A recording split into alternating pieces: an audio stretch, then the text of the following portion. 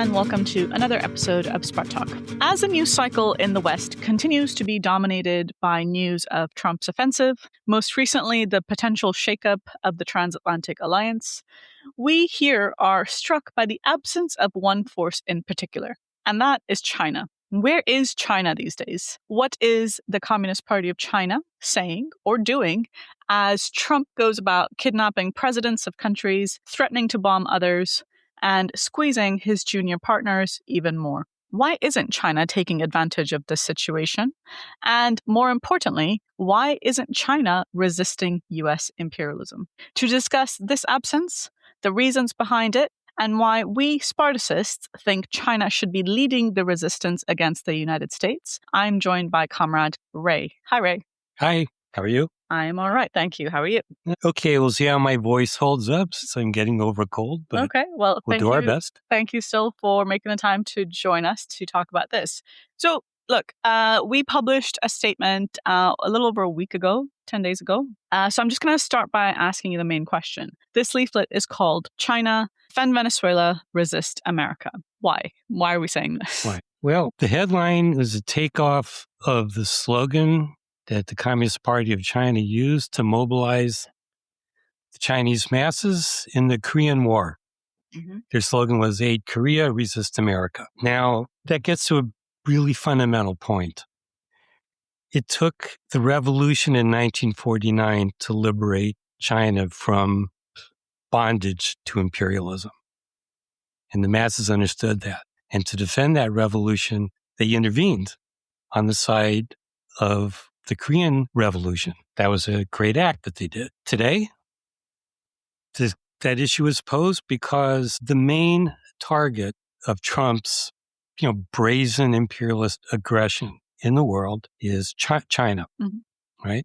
The U.S. isn't industrially and economically strong enough right now to frontally, take on China. Of course, it's got great military power, but that ultimately rests on economic and industrial capacity. And the U.S. strategy is to build up in order to be in a position to actually finally vanquish China, undo the revolution, put it under its boot again, right? And that was essentially what was at stake with the attack on Venezuela and the kidnapping of Maduro. It had everything to do with firming up Latin America, the U.S.'s historic, stomping grounds, to push China out after it had made many advances over the past few decades economically in Latin America, and keep its aggression going in the world in order to back China into a corner so it can be more isolated and contained so the U.S. could move in for the kill. Mm-hmm. So that's why we had the headline that China really should do something to resist imperialism for the sake of defending its own state, its own revolution. Mm-hmm. Yeah. I mean, I would add its own revolution, but also right now, the global South and the oppressed of the world. We'll come back to this point a little bit later. But, as Trump has been going around doing these crazy things, one thing about Venezuela that for me is shocking is everybody's moved on from Maduro. This was a crazy, brazen, you just want to kidnap the sitting president of a country. Yep. And the world has literally just moved on. We don't see a resistance as far as I'm aware. Right. There's no mass movement against the U.S. right now. And this is a point we made in a previous episode, a couple of episodes ago, about there's no real force putting the foot down against Trump. And why I thought it would be good to discuss China today is because China potentially could be that force. Right. And why isn't it?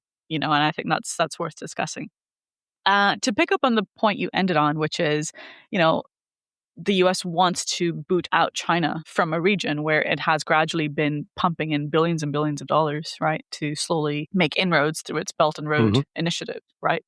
Now, I would imagine that it's quite humiliating for the CPC. So what's been the reaction on part of the CPC to this? Well, basically what the CPC did is what it always does in these situations. Its foreign minister, its various spokesmen, they very strongly in words condemned the U.S. for doing what it did in Venezuela and kept it to words, harmless words, and no action. Mm-hmm. Okay? This is really typical of their response to American imperialism. And what that gets down to is that they have no strategy and no understanding that this imperialist beast has to be pushed back and defeated. You know, it's not going to allow China to do what the CPC's plan is, which is to simply build up over time its economic power and its military power so that it can coexist in a world with the imperialists. The imperialists want to vanquish that state. Mm-hmm. Okay. So that's the fundamental problem behind the CPC's strategy. Mm-hmm. And, there was a telling anecdote, I think, about, that kind of exposes the CPC in its own way. Apparently, there were 2 Chinese oil tankers on their way to Venezuela when the attack happened on the 3rd. So then they dropped anchor in the Atlantic somewhere and just stayed there and eventually turned back. Oh my God. Now, I'm not going to say what they should have done was, call out some Chinese jet fighters or something to escort them to break, through a blockade of Venezuela necessarily. But I think that's a very telling anecdote in terms of who really has predominant weight in the world. Mm-hmm. And China accepts that. The CPC strategy is to accept that relationship so that, as usual, when they complained about the U.S. invasion of, what they said was, horrors, this is another blow at international law, the rule of law, into all these international institutions that have been set up to regulate world trade and all that kind of thing. Well, it was. But those institutions and that law, it's like history is written by the victors. Right. Well, those laws and institutions are set up by the dominant powers in the world, and that's the imperialists. And now Trump's taking a sledgehammer to all those institutions because he wants to unleash the U.S. without the hindrance of all these sort of liberal institutions that did serve their purpose for a certain historic period. And it's Chinese Communist Party leadership is desperate to keep those institutions in place, right? Because they were able to use the opening of economic globalization for the past 3 decades to build up China's economic weight.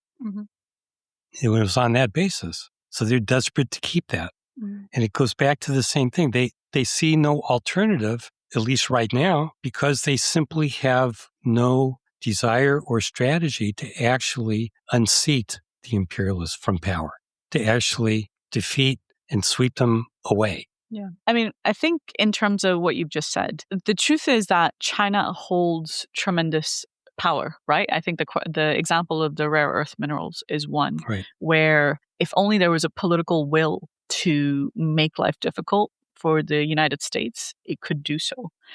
But we come back to this problem of they're not doing that. Right. And I want to just push that point a little bit deeper. Why? Because I think often we take this for granted because, okay, we understand what the CPC is and its strategy and so on. But how would you explain this to somebody who does see the CPC as a real force and is convinced by what they're doing as a right way to go forward? Right. You're right to try to dig deeper into this question. The workers' movement internationally is feeling really defeated and demoralized, right? Yep. You've talked a lot about that in your podcast recently, the masses in the global south. There have been these uprisings everywhere and they haven't resolved into the masses taking power, Yeah. And so there's a certain demoralization that has undoubtedly set in, so that when Trump does those brazen act in Venezuela, you say, well, what can we do, right? But China does have that power, like you said. So, back in September, I think it was when Xi Jinping was sitting down with Donald Trump in Seoul, right? He used that power against Trump to push back on U.S. tariffs. They had rare earths control that China has specifically, right? Okay. Well, we think they should use that same power now to push back against the U.S. on the global stage. Mm-hmm. Like if it cut off rare earth minerals shipments to the U.S. and to its allies, I think they would very quickly win the release of Maduro. And like we said in our statement that we put out, make Trump think twice before he stomps on another country again. Yeah. Right? So why don't they do that? That's a really important question. Now, I think this gets back into let's be more specific about what the Communist Party strategy is. Mm-hmm. Economically, what drives them is, and is true militarily also, is the desire that comes right out of the revolution that liberated China from imperialism to never, ever, ever again be put under the imperialist boot, like they were carved up in the 19th century, for example, right? Yeah. So it's the drive to build China's economic power and advance technologically is the same drive. It should be in a position where the imperialists cannot dictate to it, where it'll be able to be self-reliant. Mm-hmm. Okay? Militarily, what are they doing? They've built up the People's Liberation Army tremendously. They've moved a lot of its force from simply a ground force to especially a naval force, also air force and other things. Strong development, and that's crucially important to defend the People's Republic against Japan, the U.S., all its imperialist enemies. But their military strategy is completely geared toward simply defending China's coastline and its internal borders, and therefore also the waters around China as well. It's the same ideology at work that the CPC says our mission is to build up China's strength such that no imperialist can ever vanquish us. Okay, but here's the problem with that narrow strategy. The imperialists will never be satisfied with the existence of the People's Republic of China, right? And Trump is making that very clear in his own way, even if right now he has to negotiate with the Chinese leadership over trade, and he's not poking them in the eye every day directly. And that's the fallacy of the CPC strategy. So they can look very strong and sometimes use their strength, to push back a bit against the imperialists, but not in a way that's going to upset the world order. That's the thing. And it's really quite shameful and a blow to the people of the world who want to see some resistance somewhere. And it's just another anecdote. It came out today. Saw an article where a Venezuelan who was living in Argentina did this song generated by AI. The title is "Where Are the Communists?" and it was making fun of China and Russia. Russia's got nothing to do with communism anymore. Leave that aside. Right. For not doing anything to defend what was supposed to be their friend. Yeah, in Venezuela. It's a completely this valid is real. Question. It's gotten 11 million views on TikTok. Yep. Right? Yeah. And so the momentum is stronger behind what the U.S. is doing now if China does nothing. Yeah. So it has to start resisting for its own sake and for the sake of a worldwide resistance against imperialism. Mm-hmm. Right? Yeah. That's the point of our statement. Mm-hmm. Fight now, start fighting now, so you're not in a weaker position when the imperialists really gun for you, And if they did that, just one last point, if they started showing their muscle on the world stage against imperialism, they would generate a lot of support by people around the world for China, right?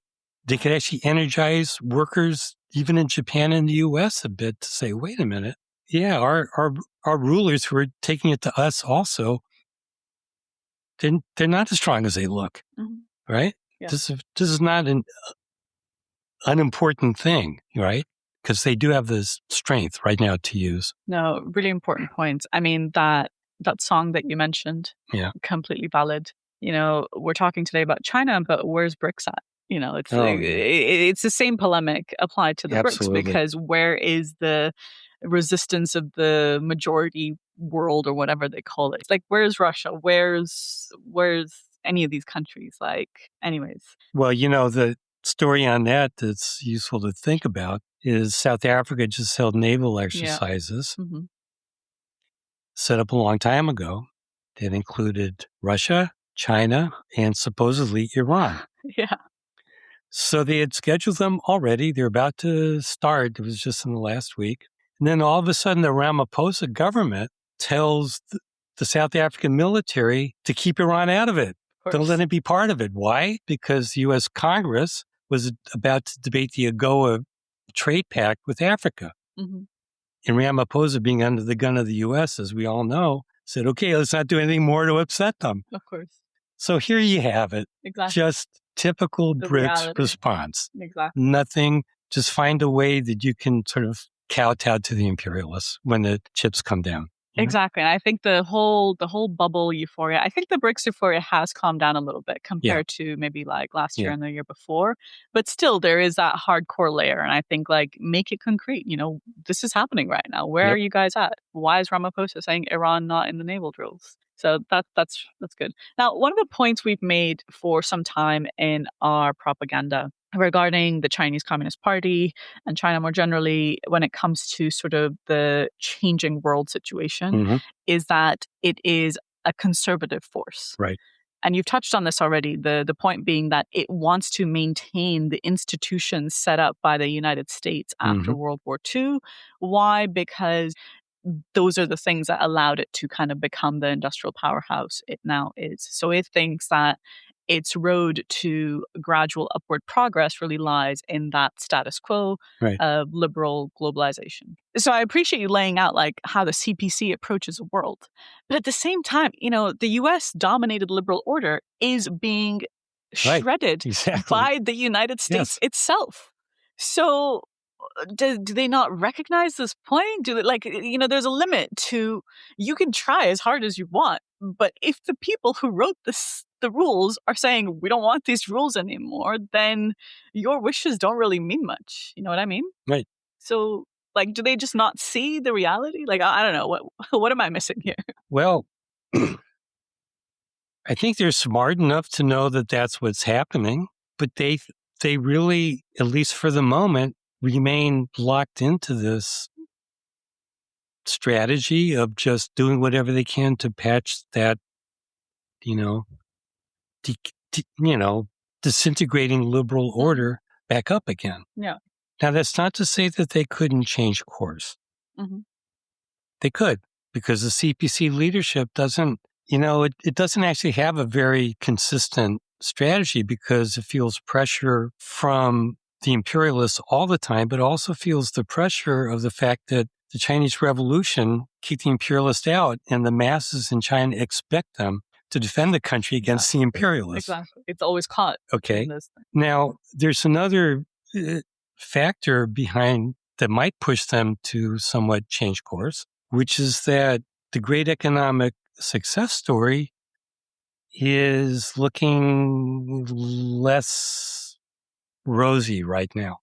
So with the breakup of the liberal, neoliberal world economic order, some things are happening that are actually quite important. There's a bit of an industrial downturn going on in China, at least in terms of its investment rate in industry. There's a growing debt problem because the answer of the Chinese government is to just keep factories going when they're not turning much of a profit by just feeding more and more loans to them instead of we're figuring out a way to rationalize their plans. There's this ongoing horrible crisis in the housing market after the big property bubble burst. Living conditions are really being stretched right now, so it keeps encouraging the population to spend more money. The population doesn't want to do that because it's worried about in the future they're not going to be able to afford caring for their parents, when their parents are retired, their medical insurance, all that other kind of stuff. And the kids that the CPC wants them to have. And the kids, yes, which the women are saying, nope, we cannot afford it. So that's all starting to happen now. And a lot of commentators have, analyzed that. So that kind of economic pressure might force the CPC to want to change course. But that bureaucracy is very brittle, and it's got a lot of people in it with vested interests and ties to local capitalists and foreign capital. So if they were to all of a sudden move to strengthen the state's hand in the economy, move against local Chinese capitalists, for example, radically redo their economic planning, it could be very disruptive. Mm-hmm. And the last thing that bureaucracy wants is social chaos, disruption. So there's an inherent conservatism in the bureaucracy, which is really is a hindrance to being able to shift gears. Mm-hmm. So there are different contradictions at work there, but the signs are pointing to a looming economic crisis. And that's really going to be a challenge to their whole outlook on the world that they've tried to sell to their own population. Mm-hmm. And what that then points to is the gigantic wild card in the whole situation in China and the world, which is the Chinese working class. Yeah.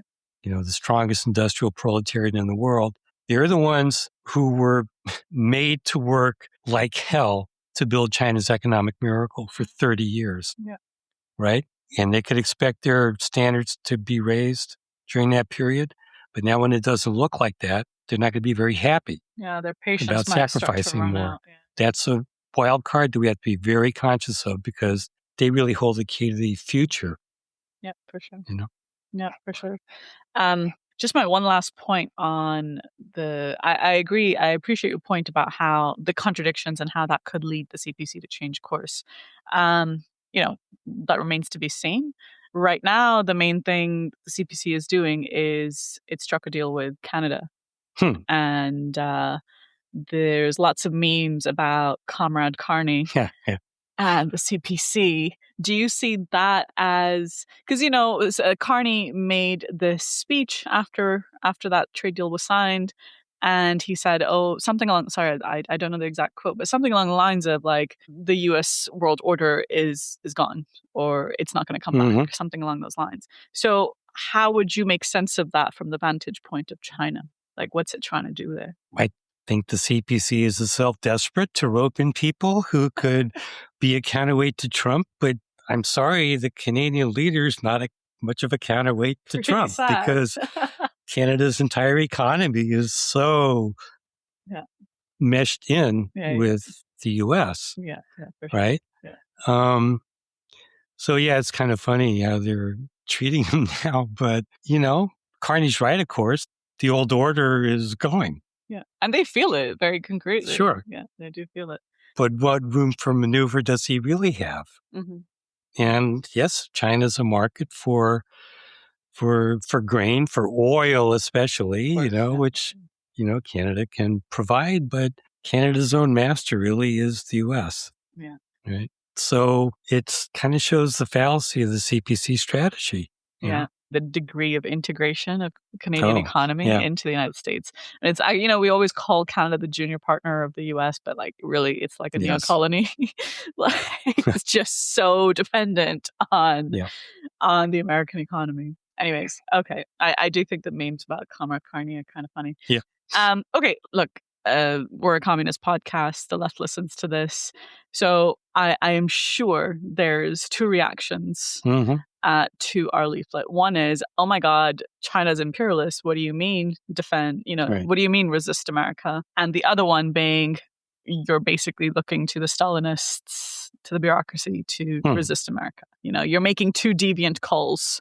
One is totally reactionary. The other one is capitulatory. I imagine somewhere in the heads of leftists, those are two reactions.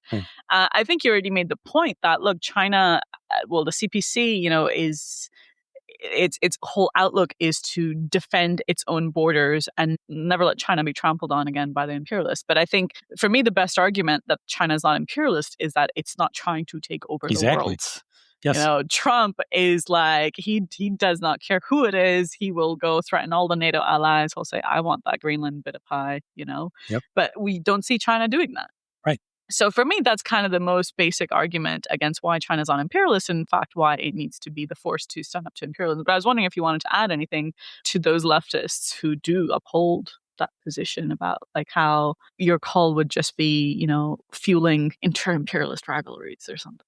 Well, I think you put it pretty well just now. And I wonder what they would say if China did start fighting back against the U.S. Well, we're at the cusp of World War III. I don't know. Right. But, you know, would they really object to some of the demands we're raising for how China could fight back right now? Like one of the ones that we raised is China's got trillions of dollars that it holds in its reserves. How about they razor out, I don't know, $50 billion for Cuba? Yeah, because who's next after Venezuela is Cuba probably. And send a little detachment of its gigantic army of engineers and technicians to help Cuba rebuild some infrastructure, because everybody knows that's one of the next targets on Trump's list. Trump says, and this might be genuine on his part, thinks, well, Cuba will just sink on its own. Yeah. We'll help it, but you know what? They're going down, you know? Then he's targeting Colombia. He wants to put the squeeze on Mexico also. So would those leftists who think that China is imperialist complain that China's trying to be Cuba's new imperialist master if it sends a bunch of aid to Cuba now? Yeah, good question. But actually, if they did that, what would that do to the masses who are feeling dejected in Latin America, thinking that nobody's pushing back against Trump? Exactly. Yeah. Right?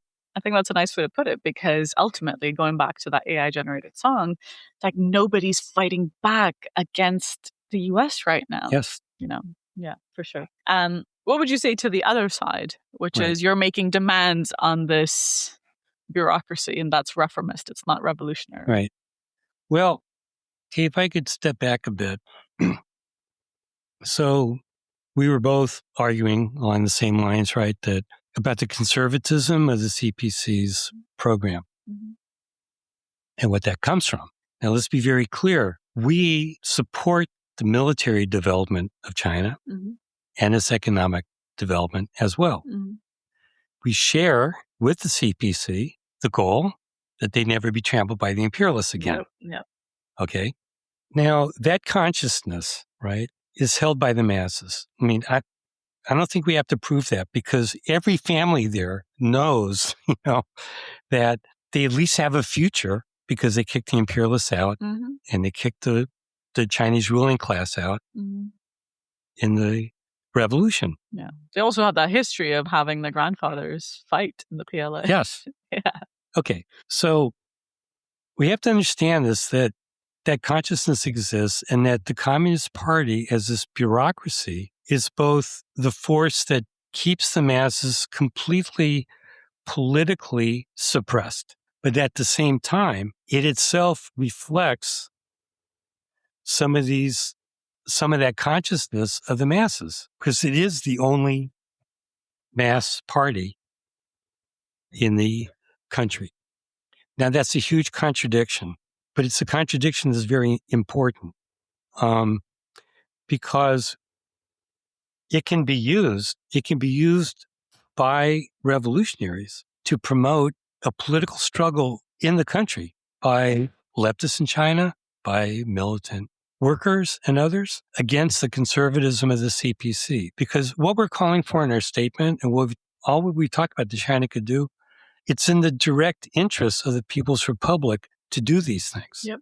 It would strengthen their ability to resist and eventually defeat the imperialists in alliance with working people and oppressed people around the world. Okay?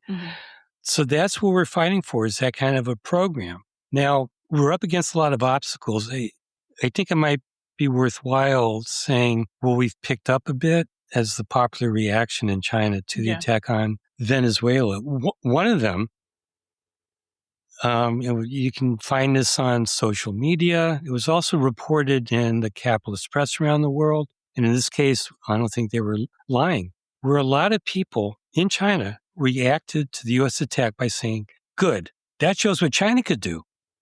Trump shows what China could do. It could just move into Taiwan, capture its leader, and we're done with the Taiwan question once and for all. This is a really reactionary response to the U.S. act, and it's very foolish, okay? Because what Trump's quick and easy victory in Venezuela did is put all the wind in his sails, right? Which are directed centrally against China, and that includes in the waters around China. So that was a reactionary response, okay? Now, there's been another response, though, to the inaction of the Communist Party leadership.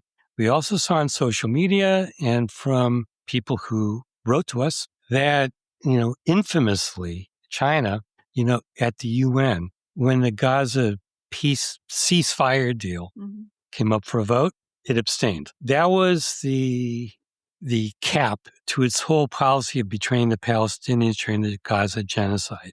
And that made a lot of people angry in China itself. That's what we heard and what we saw. Now, okay, I'm going to out myself a bit.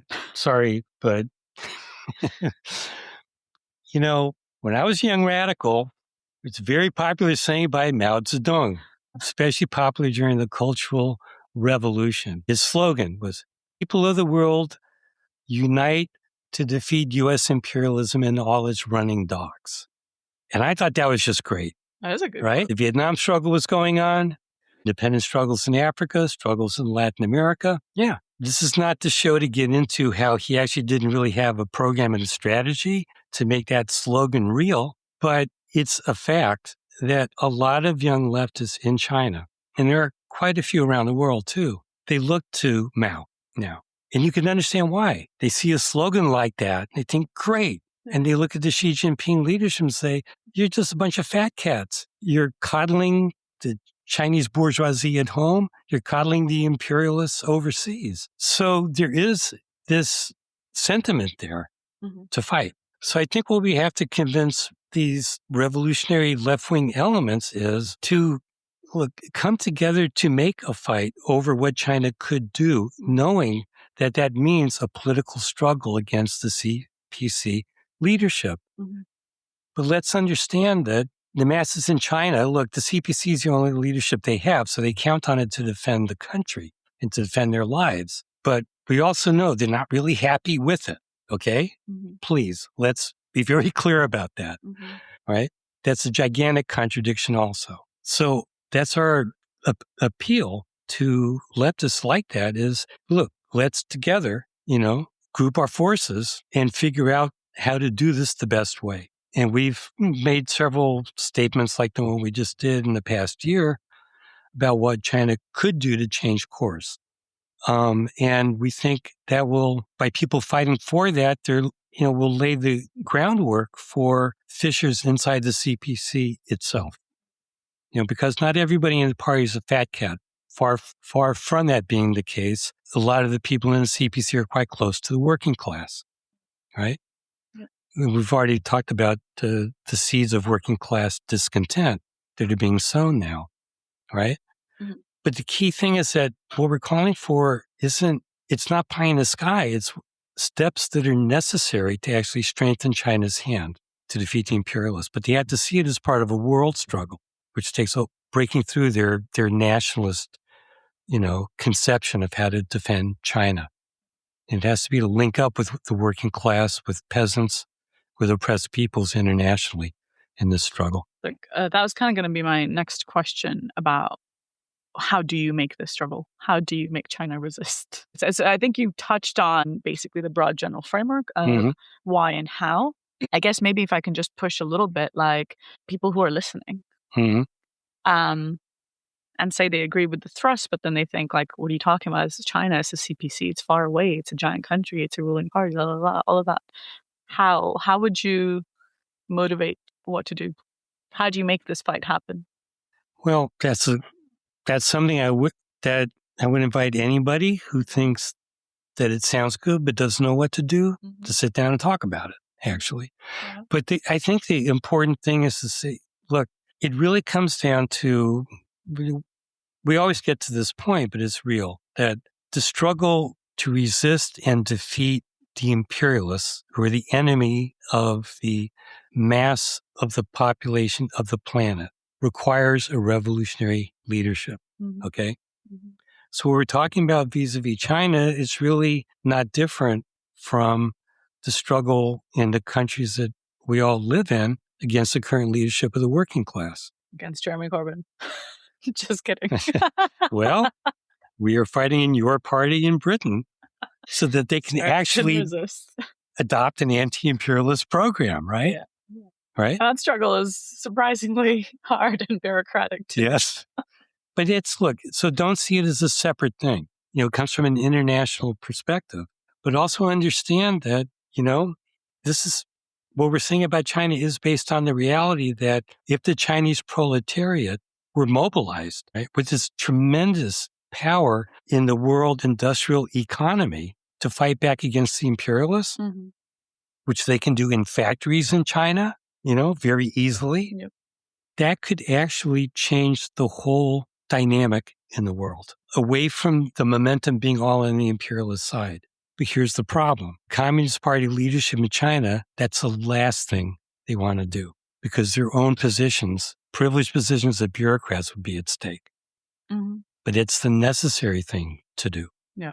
So that's what we have to keep pushing on. For sure. Yeah. Not a straightforward answer, but it's but I think, I think that's a very sober response because it's a situation we're faced with internationally. Yes. Like, look at the state of the left. Look at the defeat that just happened in Iran, the Gen Z revolutions of last year. Right now, Rojava is being battered. Everything. The left and the working masses are on the back foot, right? So no struggle is going to be an easy one. But the starting point, I encourage our listeners to go back and listen to the episode called A Whirlwind Start to 2026, where we touch on the difficult world situation. First and foremost, what's needed is something that's going to put their foot down. And China is in the best position to do that. Of course, we would like it to be the international working class, but China can make that happen. It can take the lead on that. And that's not an easy struggle. No. But it starts with, rebuilding the left where it exists. Yeah. Bring these political struggles and fights in where the left, in the West, the left is so bankrupt on this question of China, where it totally engages in very, very abstract, formalistic debates, taking quotes out of Lenin's imperialism and then measuring, how much the export of capital is and so on and so forth, really missing the fundamental point that Lenin was making about the question of force. And imperialist expansion, anyways, there's an article we've written on the class character of China and what it is and what it isn't, which I can link in the show notes. But look, this discussion has to be seen in the context of the generally weak, very good state of the left. No, that's really the point here. And I hope nothing we said here implies that we think, oh, it's really easy. China could just turn on a dime and everything would be great. No, it takes a struggle. But I thought you laid out the task for, the left wing of the workers' movement, socialists, right now. So all the questions that you raised here, what is the class character of China? What's bankrupt about this idea that it's imperialist? They're very important questions for understanding what is happening in the world, why Trump is on a roll, right? And what dynamic can change that. But it's not an easy struggle. Yet the world's being shaken up and blown up, as we speak.